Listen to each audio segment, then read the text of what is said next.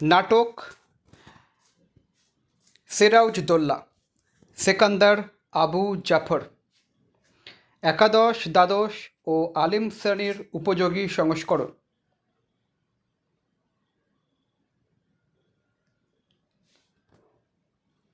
নাট্যকার পরিচিতি: সিকান্দার আবু জাফর 1919 সালে সাতক্ষীরা জেলার তালা উপজেলার তেঁতুলিয়া গ্রামে জন্মগ্রহণ করেন। মূলত একজন কবি হলেও সাহিত্যের বিভিন্ন ক্ষেত্রে ছিল তার স্বচ্ছন্দ পদচারণা। প্রগতিশীল সাংস্কৃতিক আন্দোলনে তিনি বরাবরই অগ্রবর্তী ছিলেন। তার সম্পাদনায় দীর্ঘকাল ধরে প্রকাশিত মাসিক সাহিত্য পত্রিকা সমকাল হয়ে উঠেছিল তরুণ সাহিত্যিকদের মিলনক্ষেত্র। পাকিস্তানি অপশাসনের বিরুদ্ধে বুদ্ধিবৃত্তিক প্রতিবাদ ও প্রতিরোধের এক বলিষ্ঠ প্ল্যাটফর্ম। পাকিস্তানি সামরিক শাসনের বিরুদ্ধে সোচ্চার কণ্ঠে প্রতিবাদ ব্যক্ত করায় এই পত্রিকা একাধিকবার নিষিদ্ধ ও এর প্রকাশিত সংখ্যা বাজেয়াপ্ত হয়েছিল। সিকান্দার আবু জাফরের শিক্ষাজীবন শুরু হয় তৎকালীন খুলনার, বর্তমানে সাতক্ষীরা তালা বিডি ইংরেজি উচ্চ বিদ্যালয়।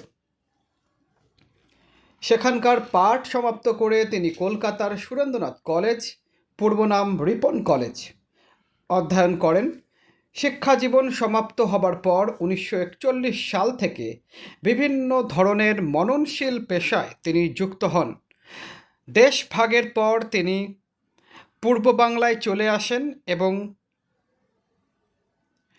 1953 সাল পর্যন্ত রেডিও পাকিস্তানের স্টাফ আর্টিস্ট হিসেবে দায়িত্ব পালন করেন। তিনি ছিলেন মুখ্যত একজন সাংবাদিক। কাজী নজরুল ইসলাম সম্পাদিত নবযুগ পত্রিকায় কাজ করার অভিজ্ঞতাও তার ছিল। মুক্তিযুদ্ধের সময় কলকাতা থেকে সাপ্তাহিক অভিযান পত্রিকা সম্পাদনা ও প্রকাশের গুরু দায়িত্ব পালন করেন তিনি। আমাদের সংগ্রাম চলবেই, বাংলা ছাড়ো প্রভৃতি বিখ্যাত রচনার স্রষ্টা সিকান্দার আবু জাফর নাট্যকার হিসেবেও বিশেষভাবে সমাদৃত ছিলেন। সিরাজউদ্দৌলা ছাড়াও তার আরও যেসব বিখ্যাত নাটক রয়েছে তাদের মধ্যে মাকড়সা 1960, শকুন্ত উপাখ্যান 1958 এবং মহাকবি আলাউল 1965 বিশেষভাবে উল্লেখযোগ্য। নাট্যচর্চার স্বীকৃতিস্বরূপ 1966 সালে তাকে বাংলা একাডেমি পুরস্কারে ভূষিত করা হয়। কবিতা ও নাটকের পাশাপাশি উপন্যাস, অনুবাদসহ বিভিন্ন সৃষ্টিশীল কর্মকাণ্ডে তিনি সবিশেষ কৃতিত্বের স্বাক্ষর রাখেন। 1975 সালে 5ই আগস্ট তিনি ঢাকায় মৃত্যুবরণ করেন।